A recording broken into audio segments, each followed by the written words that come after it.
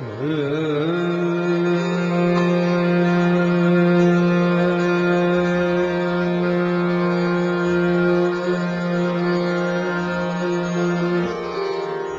میں آواز کا لہرا، غزل کی خوشبو، کبوتروں کے پروں کی موسیقی، تتلیوں کی طرح اڑتی ہوئی پتنگیں۔ لکھنؤ ایک شہر ہی نہیں بلکہ ایک تہذیب کا نام ہے۔ یہاں گفتگو میں الفاظ نہیں، نگینے چڑھے جاتے ہیں، پکھراج لٹائے جاتے ہیں۔ گومتی کی سوندھی مہک میں آج بھی ادبی جمگھٹ اور بیت بازی کے مقابلے ہوتے رہتے ہیں۔ پرانے دور میں جنگوں کا دور تھا، ایک دوسرے کے اوپر حملے ہو رہے ہیں، جنگیں ہو رہی ہیں۔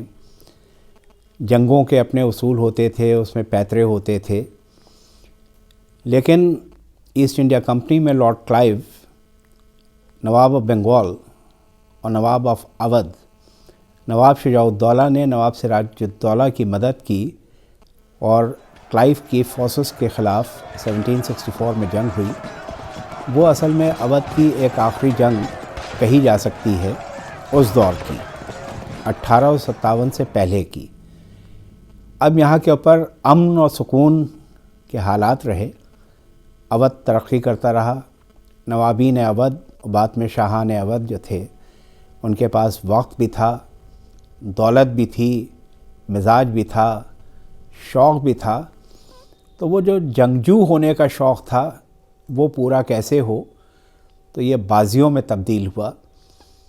اب بازیوں میں جیسے ہاتھی کی لڑائی، گینڈے کی لڑائی، غازی الدین حیدر کا ایک بلیک اسٹیلینز تھا، اس سے شیر کی لڑائی، دھرتی دھمک بھینسے ہوا کرتے تھے، ان کی لڑائی، مینڈھوں کی لڑائی، اس میں ان کو لطف آتا تھا۔ جب یہ چوپاؤں کی لڑائی، بڑے جانوروں کی لڑائی سے یہ چھوٹے پرندوں کی طرف آئے تو اس میں مرغ بازی، تیتر بازی، بٹیر بازی، یہاں تک کہ لوے لڑائے جا رہے ہیں۔ پھر یہ بے جان چیزوں کی طرف آئے، اس میں کنکوے بازی، یہ جتنی بھی بازیاں تھیں اس میں جنگ کے پیترے ہوتے تھے۔ لیکن جب علم ترقی کرتا رہا اور لوگ علم یافتہ ہوتے رہے تو علمی جنگ شروع ہوئی اور وہ بیت بازی ہو رہی ہے۔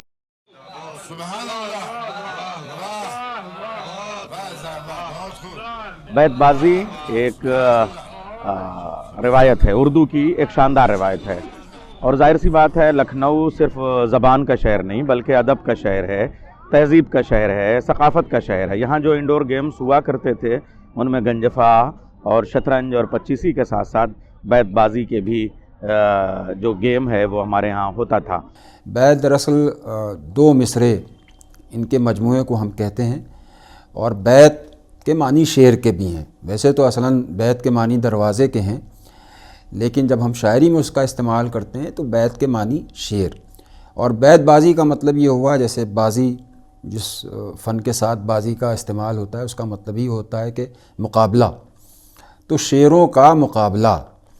فرصت کے دنوں میں جب سب لوگ بیٹھتے تھے، اور چونکہ علم و ادب کا ہمارے سماج میں ایک بڑا حصہ رہا ہے، اور اس وقت بھی ہم بات چیت کرتے تھے ادب کی، شاعری کی، اور کبھی کبھی یہ بھی مقابلہ ہوتا تھا کہ دیکھیں کس سے کتنی زیادہ معلومات ہے۔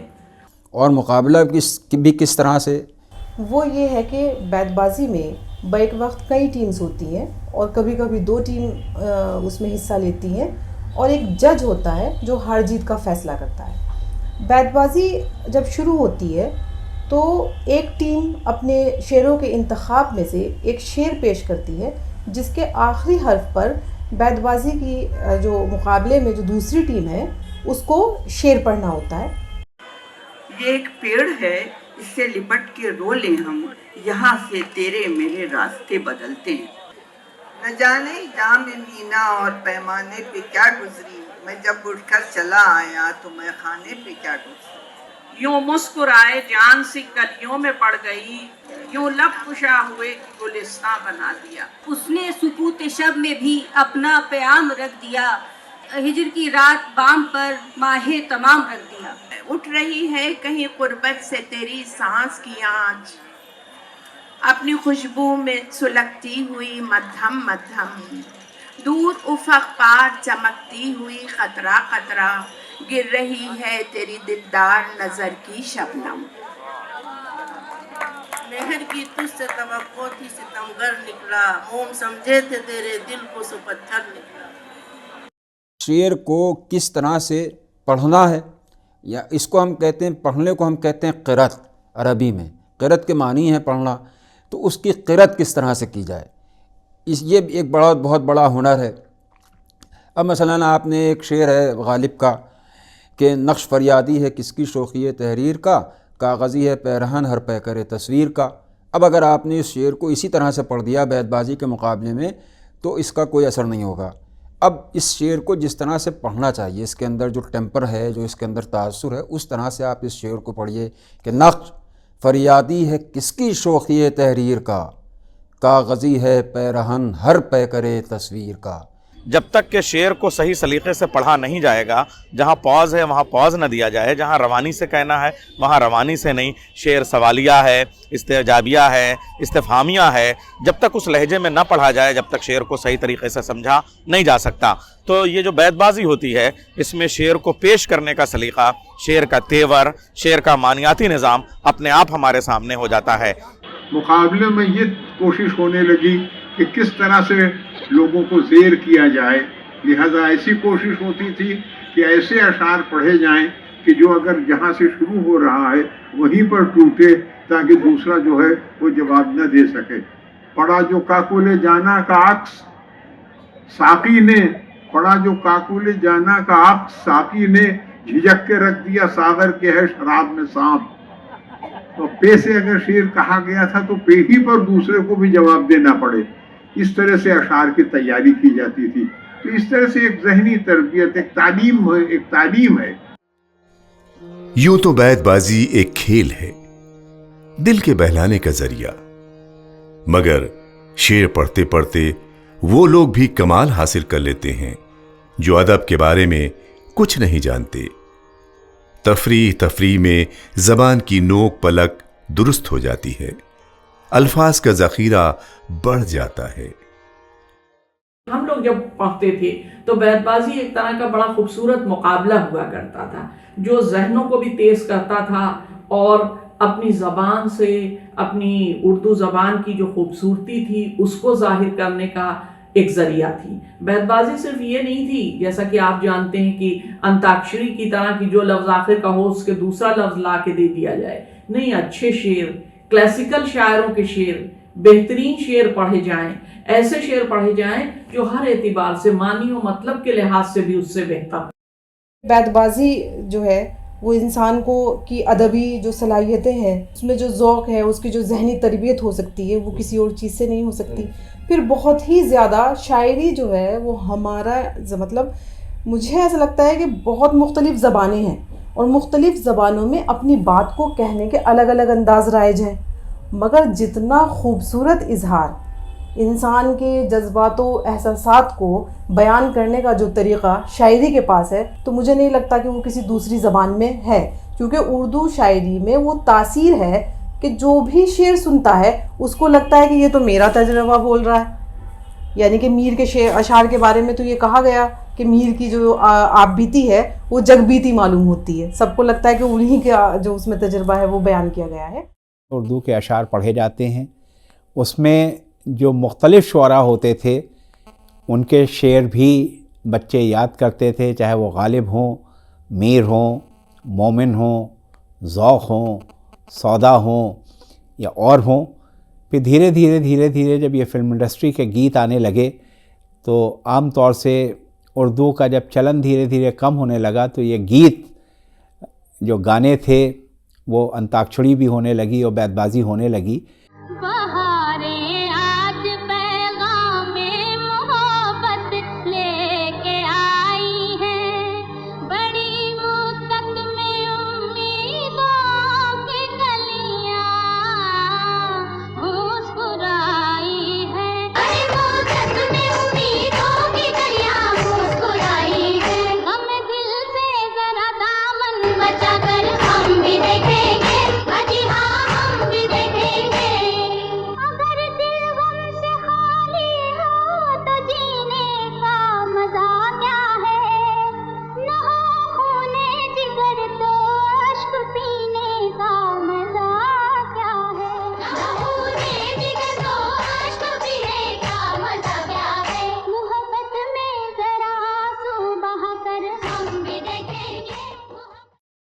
ایران وغیرہ میں تو یہ ایک قدیم روایت ہے، اور میں ابھی تھا بھی ایران میں، تو میں وہاں کے ٹیلی ویژن کے چینلز پہ برابر دیکھتا تھا کہ طلباء جو ہیں وہ آپس میں اس طرح کے مقابلے کر رہے ہیں اور شعر پڑھے جا رہے ہیں۔